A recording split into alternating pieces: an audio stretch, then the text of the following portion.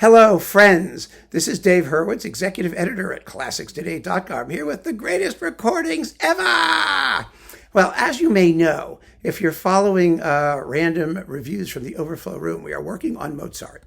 And one of the things I promised I would do is pull out individual great recordings of Mozart piano concerti.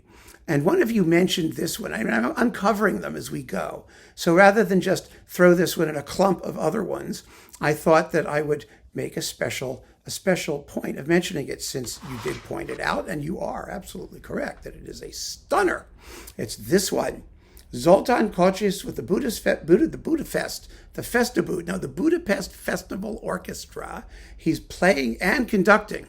He also belongs in our list of pianists who became conductors, because he was a wonderful conductor and a wonderful pianist, and just a stunningly gifted musician generally, and one hell of a nice guy. I mean, when I met him a couple times, and it was really lovely talking to him. He was as modest and pleasant as can be, and just a joy. You wanted to just like lock him in a cage and have him, be able to wheel him out and chat with him whenever you wanted to.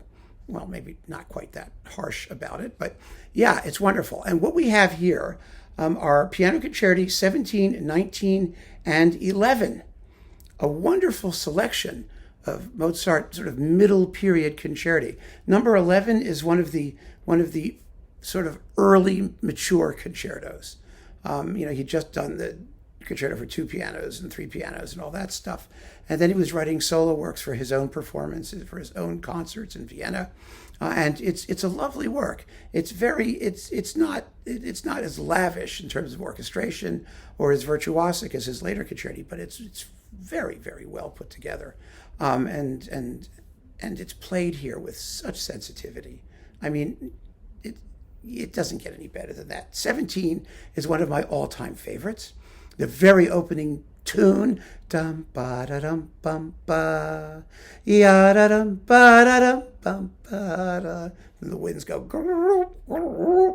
they gurgle and chuckle, and it's mature Mozart at his very best. And the finale is that theme and variations, do do do do do do do do do do do ba ba ba ba ba, and the woodwinds have to be audible there. You have to hear them chuckle like they do in the first movement. Dun, dun, cha, cha, cha, cha, cha. You got to have, whenever the woodwinds come in Mozart, it really matters. And Kocsis, so much as I like to have separate conductors in these works, I really do, because like I said, there are details that conductors should bring out that soloists shouldn't have to worry about. Let's put it that way. But a worry he does, and play they do. So I hear nothing whatsoever missing. The finale is a theme and variations that's the tune I just sort of did, with a Kehraus, a go-home zippy finale based on completely different music, in which the opening theme sort of flits by. It's a piece of pure, unadulterated joy and wit. I mean, wit in the classical sense, that is, as amusement. It's so sly and sophisticated. It's an extraordinary piece. And he plays it so well. The dialogue between the soloist and the orchestra, the beautiful singing tone in the slow movement. Speaking of which, beautiful singing tone in the slow movement 19, which has one of Mozart's most affecting and gorgeous slow movements, a deep, dark, velvety, sultry, passionate aria for piano and orchestra, which is just spun out gorgeously here. And of course, the outer movements are some of his perkiest. And Rudolf Serkin was particularly good in number 19. That was sort of one of his Mozart signature calling card type pieces.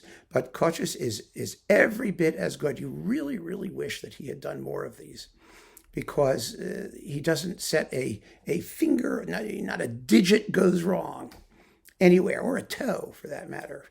The playing is just scrumptious. The orchestra is with him 100% of the way. The Philips recording is excellent. This is, of course, in the Kocsis box, the big box. I have it sitting right over there staring at me. Hi, big box. How are you? Yes, it's right there. But it's awfully nice to have this separately.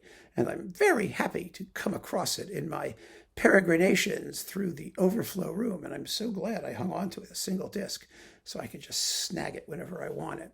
But then why do I have the box? Oh, because I'm just obsessive compulsive, but you know that. Keep on listening, friends. Thanks so much for joining me. Take care.